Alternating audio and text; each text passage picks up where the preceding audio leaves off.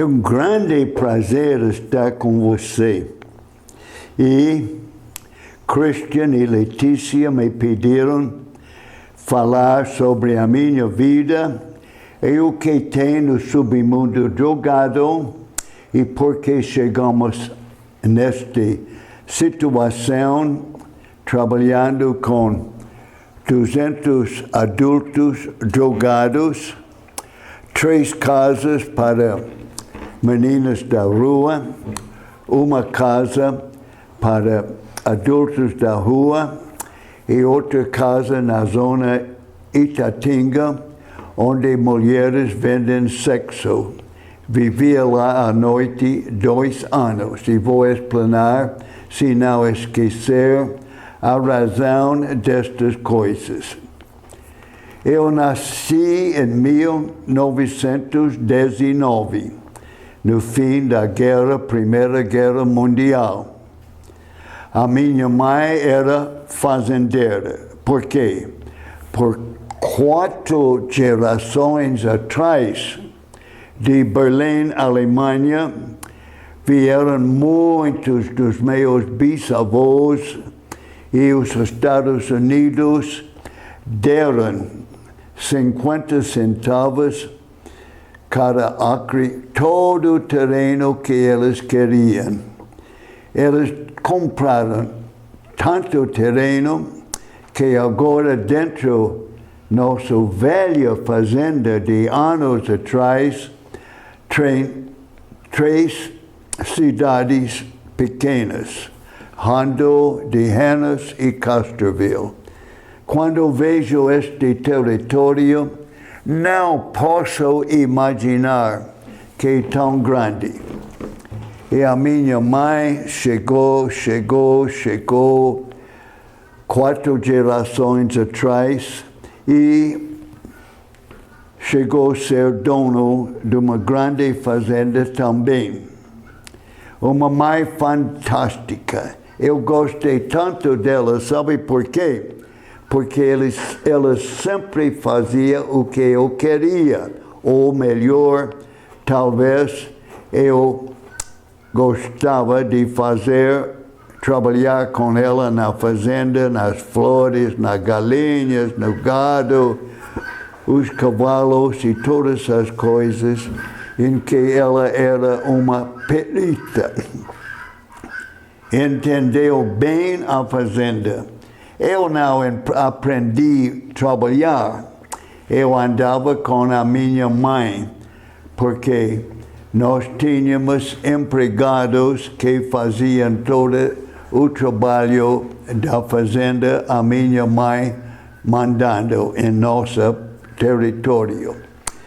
E o meu pai, um bom médico, muito boa pessoa, maravilhoso, porém tinha grande defeito, era alcoólatra muito forte.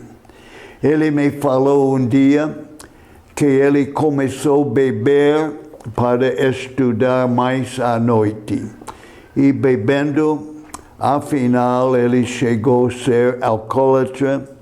E a minha mãe, que tinha 5 filhos, divorciou-se dele por causa de álcool.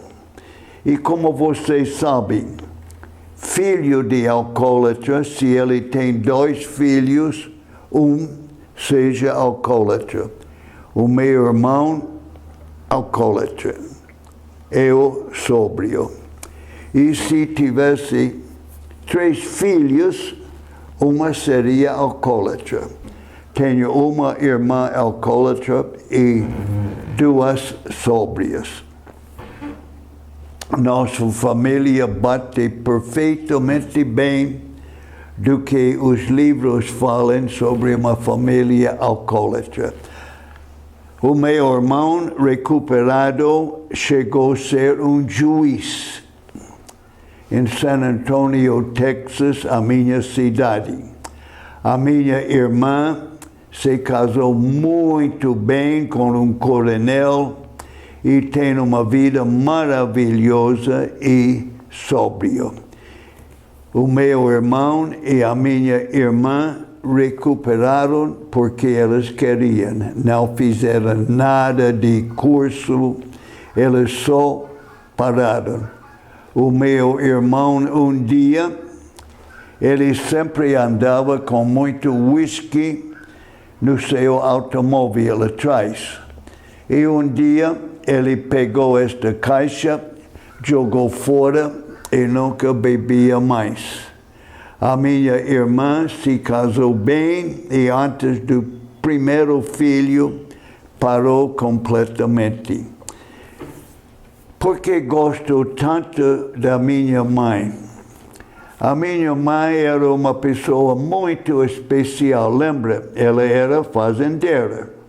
Ela gostava de caçar, ela gostava de andar de cavalo, ela gostava de trabalhar com os bichos, todo tipo. Tirei leite, ela e eu, das vacas para a casa. Eu posso falar sobre a minha mãe, que era uma boa cozinheira, que parece que ela gostou mais dos cavalos do que panela, embora goste muito da comida dela. Quando eu era um adolescente e ficava doente, ela falou, venha meu filho. Ela foi na cama, pôs os seus braços e, claro, eu fiquei curado. A minha mãe comprou um moto para o meu irmão que queria, mas ela falou comigo, você nunca vou sentar neste moto. Eu compro para você o seu cavalo particular. Ele fica com o moto, você fica com o seu cavalo. Eu obedeci ela bem, mas eu acho que eu caí do cavalo muitas vezes mais do que o meu irmão caiu do moto. Nem sei se ele uma vez na vida tinha problema com o seu moto. E este é bastante sobre nossa família. Eu entrei no exército, mas tipo para estudar também.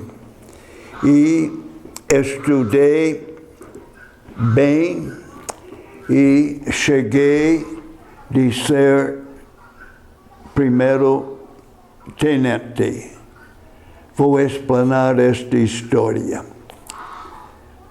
Quando eu era sargente, estava em um caminhão em manobras e não tendo nada para fazer, eu peguei do meu bolso uma cruz. Claro, era menor do que esta. Hoje, em algum lugar, eu perdi a cruz que sempre uso aqui no pescoço. Mas eu vi esta cruz. Eu examinei a cruz. Estava num caminhão do exército. Olhava. Há quem diga que este homem é Deus. Será? Então, por que está crucificado? Mas ouvi falar que ele foi crucificado para nos salvar. De todo jeito, grande herói. Tempo passou, ainda estava no caminhão, indo longe no deserto, e pensei, você uma vez fez alguma coisa para alguma pessoa? Acho que não. E veio uma inspiração. Você queria? Gostaria. E continuávamos. Em uma parada de 10 minutos em uma pequena cidade, nem lembro, nem sei o que foi, o caminhão parou em frente de uma livraria. Eu corri lá vende-me livro sobre Deus. Eles venderam. E à noite, nós vivíamos em o que se chama em inglês pup tents. Tendas para cachorros, para traduzir. Só entrávamos com o corpo porque tínhamos que levar nos ombros durante o dia. À noite, em vez de ir na cantina com meus amigos, éramos estudantes no exército, não éramos vagabundos. Mas imagino que tomamos refrigerantes e alguns beberam cerveja, não lembro bem. Mas, em vez de continuar com eles, eu comprei uma lanterna e lia o livro, porque a única maneira que tinha tempo para ler. E depois eu comprei uma Bíblia e depois um dicionário para traduzir as novas palavras. Eu sempre fui um bom estudante, sempre fiz boas notas, mas livros religiosos, a Bíblia, não foi muito acostumado. Nem sei se fomos à missa domingo, eu não lembro. Muitas vezes eu tento lembrar. A minha mãe era católica, meu pai também. E por isso, quando eu tinha um despertar espiritual, eu pensei, gostaria de ser um sacerdote. Falei com meu capitão McCall, que perdeu a sua vida em Monte Cassino 3 anos depois. O capitão, você pode me ajudar a sair do exército? Ele disse, pois é. E legalmente me ajudou. Mas tinha escrito aos padres jesuítas do que agora o Papa é um jesuíta. Eu gosto muito dele porque estudamos a mesma coisa 15 anos. Claro, ele é muito mais inteligente do que eu. É um grande líder intelectual. Chegou a ser cordial. E posso lembrar agora, mais ou menos 20 anos atrás, ele me convidou como bispo de Buenos Aires para ir lá e começar a primeira comunidade terapêutica em Buenos Aires. Se chama Fungo, com Dr. Anúbia Maciel França e um psiquiatra, Dr. Yaria. Nós fundamos esta comunidade para, então, bispo, agora Papa Francisco.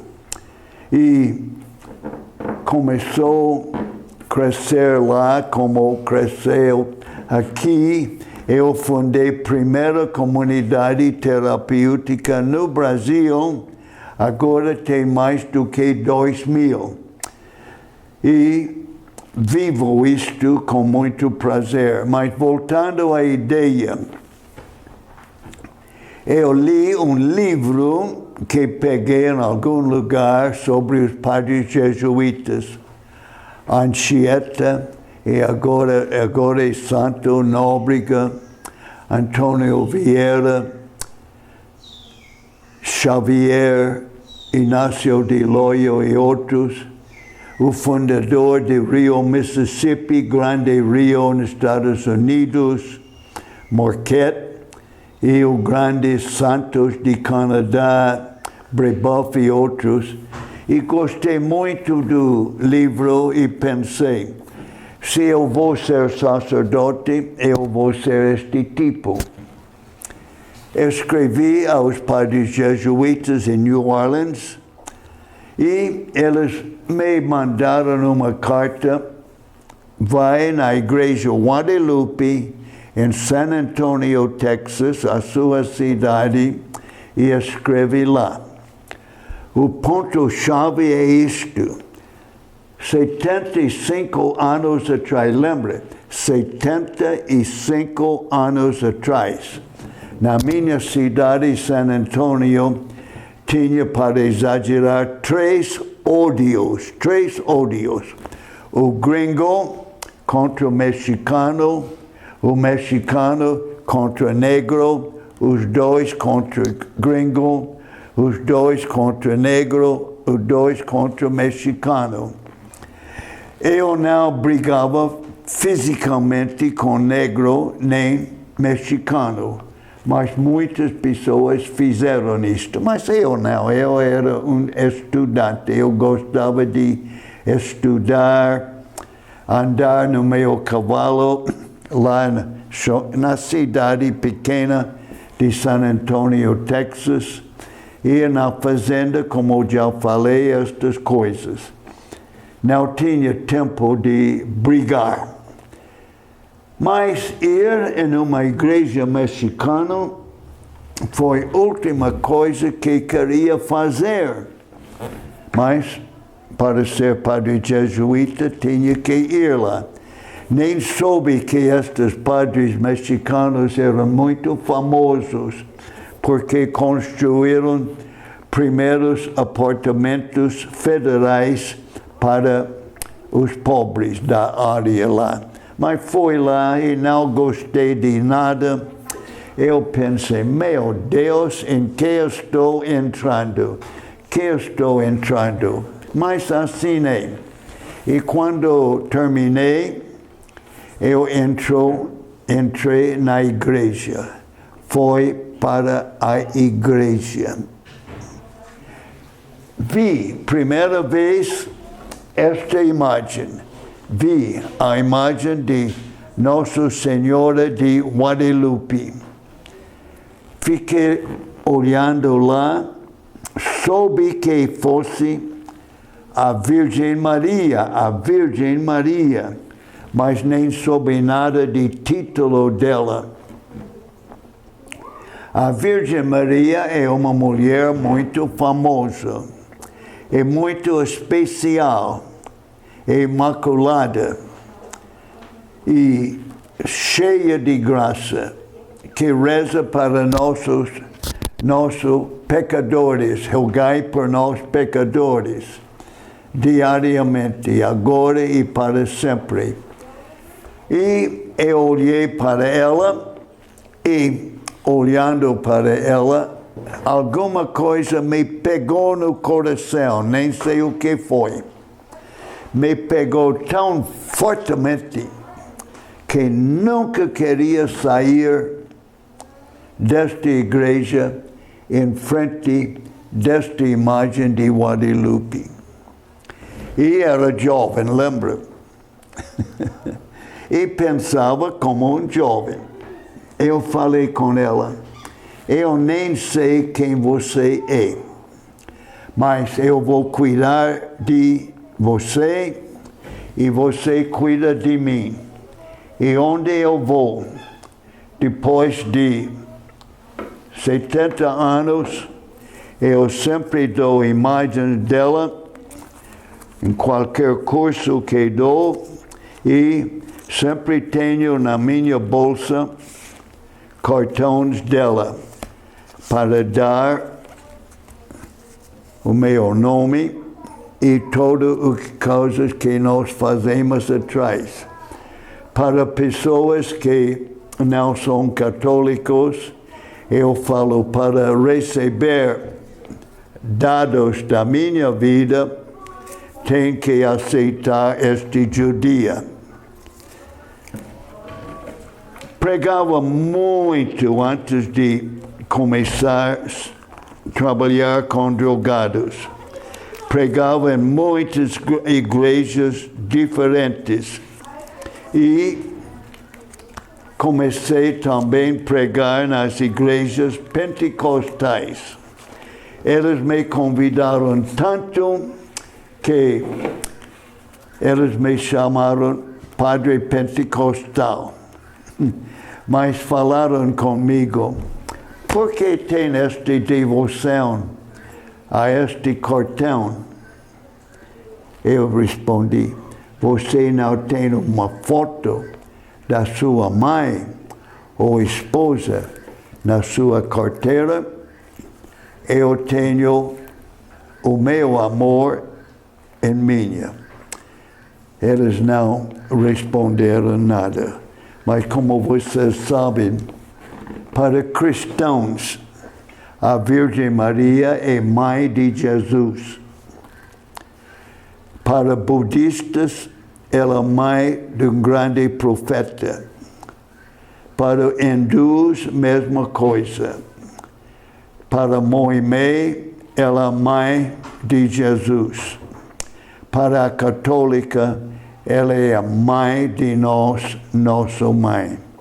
E eu vou cada ano que puder à igreja original dela em México, a capital, onde ela apareceu em 1531 e deu esta imagem, que não vou explanar muito agora.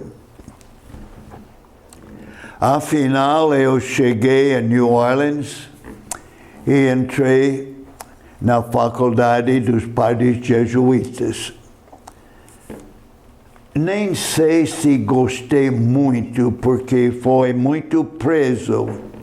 Eu sempre tenho sido um homem muito extrovertido. Preso neste sentido, não podia ir no baile mais, não podia ter namorada, tinha que estudar o dia inteiro, menos na hora de chamado recreio, onde podíamos jogar futebol americano ou coisas assim, e rezar o terço, meditar 2 horas diariamente, participar em uma liturgia, missa diariamente, e devagar aprendendo o que é ser católico, praticar os 10 mandamentos, tentar praticar virtudes, amar sobretudo meu irmão. E para mim, pode imaginar, 13 anos de faculdade, 13 anos. E 3 anos como professor. Afinal, entrei no que se chama teologia, incluindo nesses 13 anos, 4 anos de faculdade sobre Deus. E depois disto, um outro ano para estudar as coisas mais profundas de nossa fé e religião. Afinal, com 32 anos, estava libertado para ser sacerdote. Eu pedi a Deus, eu entrei neste negócio. Eu quero trabalhar com as pessoas mais miseráveis que existem. Me mandaram a uma favela em El Paso, Texas. A minha igreja foi 6 quarteirões da fronteira de Juárez. Tinha muitos gangues lá. E tinha um companheiro jovem da minha sala, que ele falou comigo, eu com ele. Padre Zique, nome dele, você cuida das coisas todo dentro da igreja. Eu cuido das coisas toda fora da igreja. E nós combinamos. E tinha 4 padres velhos lá, que celebravam missa, iam no cemitério com os mortos, etc. A igreja para os Estados Unidos foi muito grande. Tinha para os Estados Unidos muitas pessoas. 74 mil pessoas, do que a maior parte foram pochos. Pochos quer dizer mexicanos que foram nos Estados Unidos ilegal e não tinha direito ao hospital, não tinha direito à escola, e eu lutava para pôr eles no hospital, para ajudar as crianças a ir nas escolas legalmente, e consegui. Formei grupos de jovens, primeiro com Bowie High School, que foi colégio normal. Mas os gangs, os grupos de jovens muito violentos, matando mesmo ao outro. Eu comecei a trabalhar com eles, e quando fiz isto, perdi os chamados boas, porque eles não misturavam ruindade com bondade.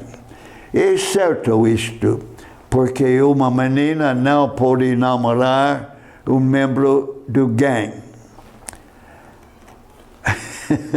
Eu fiquei famoso, porque eu, com 5 ou 6 anos, terminei com todas estas gangs, o que pensaram na Universidade de Texas. Eu não fiz nada disto. Eu, com pessoas assalariadas maravilhosos, trabalhávamos com os menores em beisebol, futebol, corridas, piqueniques, danças, catecismo, tinha nossa orquestra, etc. E eles cresceram, não entraram nos gangs. Os membros dos gangs cresceram, alguns à cadeia, outras cidades, e desapareceram. E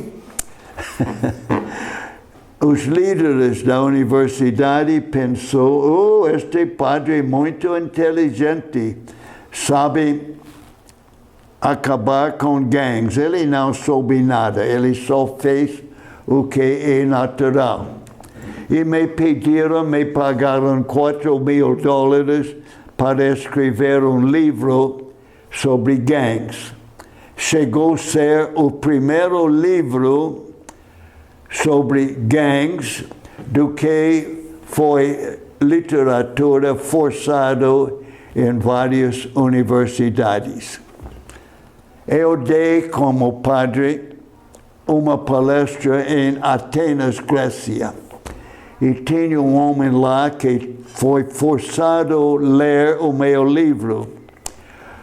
Quando terminei a palestra, ele veio e disse: você é o padre que escreveu o livro Officinale, quer dizer, escritório em lugar ruim. Sou. Que posso fazer com você? Eu tenho dinheiro do governo dos Estados Unidos para ajudar. Eu chutei. Eu gostaria de ter $160 mil para trabalhar. Já estava no Brasil naquela época. Ele disse: é o seu, escreve um programa. Eu parei com o curso onde dava palestra, paguei uma secretária, fez um programa para ele. Imediatamente ele mandou este dinheiro e continuava até aqui no Brasil. Ele tem me dado $5.000 e me ajudou a construir a Fazenda Senhor Jesus, a instituição do Padre Haroldo, que tem muitos prédios e ele ajuda muito. Comprou um trailer para nós, para trabalhar nos bairros, pobres em muitas coisas. Ele ainda nos ajuda com dinheiro. E acho que este bastante de história. Estava falando trabalhando no El Paso, Texas. Dia o meu chefe provincial me ligou de New Orleans. Eu pensei, meu Deus, que fiz agora? Ele disse, você gostaria de ir ao Brasil? Eu disse, onde? Brasil. Eu disse, padre, eu vou em qualquer lugar que vocês querem. Mas eu falo espanhol, eu não falo português. Ele falou uma brincadeira, você pode aprender. Já tinha 45 anos e os meus lábios não podem falar português. Mas cheguei aqui e ele me pediu socialmente para encontrar lugares para 30 padres americanos desde Bahia até São Paulo. Eu fiz durante 2 anos e sendo o chefe destes padres, escolhi outra vez trabalhar no que entendo melhor com alcoólatras, drogados. E naquela época não tinha gangues no Brasil. 50 anos atrás. Eu cheguei aqui em 1964 e comecei outra vez. Peguei jovens de bons colégios e formei clubes com eles na minha paróquia em São Bernardo. Eu fundei paróquias para outros padres e puseram eles lá. Afinal, podia escolher o que gosto, trabalhar com jovens atrapalhados. E dava muitos cursos, dei cursos sobre Espírito Santo, que se tornou renovação carismática. Hoje tem, digamos, 25 milhões de pessoas seguindo. Iniciei várias comunidades terapêuticas. Dei curso com Dr. Núbia Maciel França, sobre relaxe e vive feliz. Nós cobramos e usamos o dinheiro para dar comida aos jovens que começaram a pegar para nossa fazenda Senhor Jesus. Eu preciso de alguma coisa para adultos, dos drogados, e fundei o que se chama Amores e Gente. Agora é em toda a América Latina, em Japão, e 12 princípios para ajudar adultos a trabalhar com os seus filhos drogados. Fundei yoga cristão.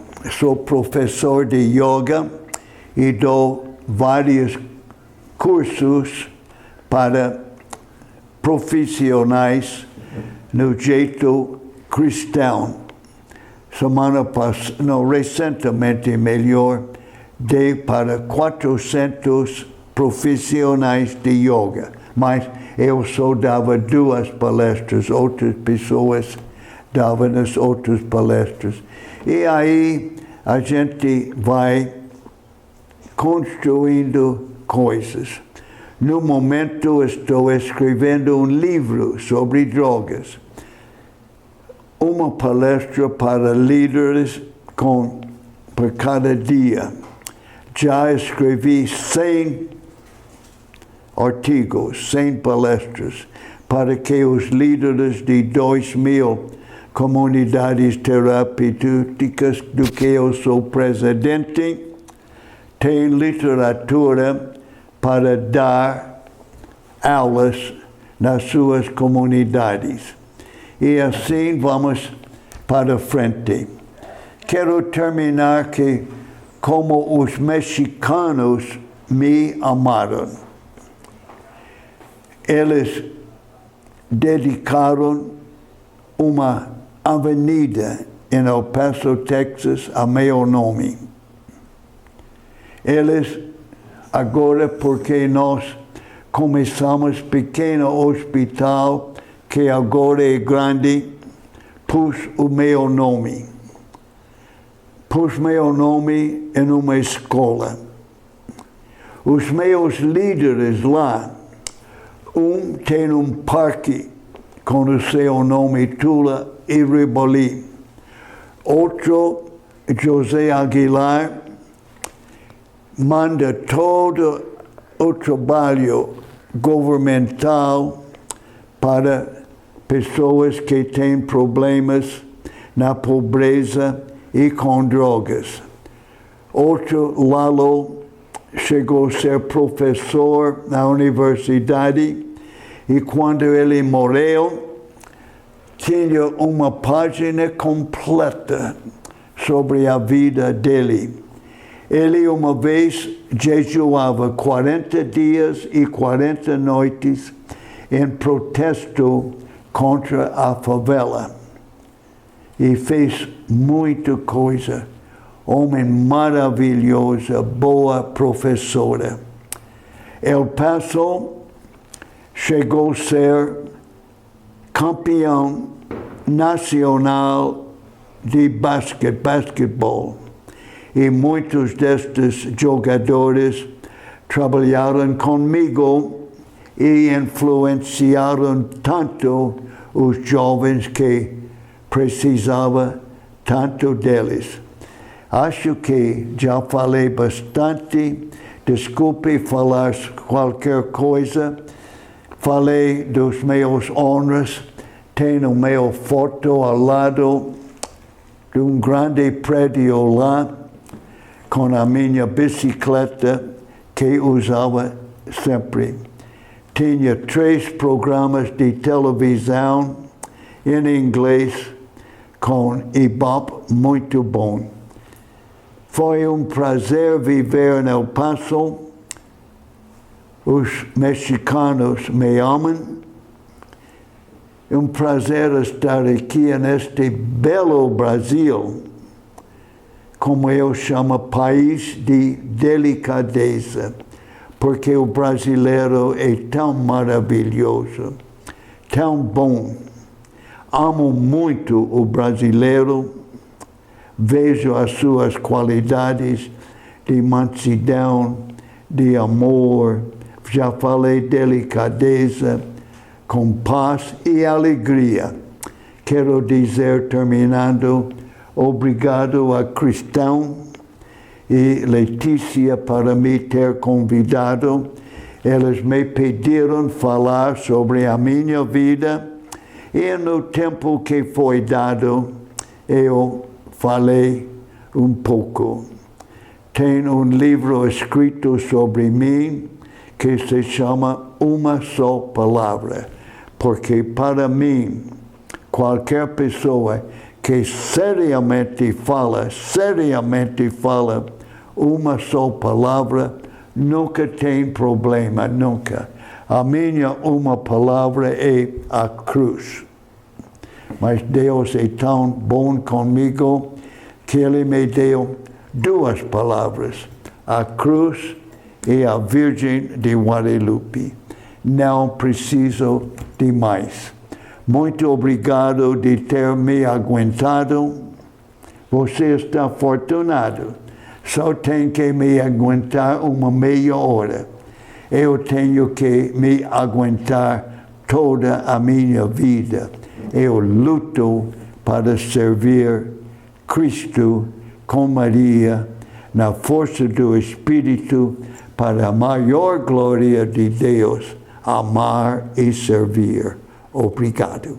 Reze por mim. Rezo para você.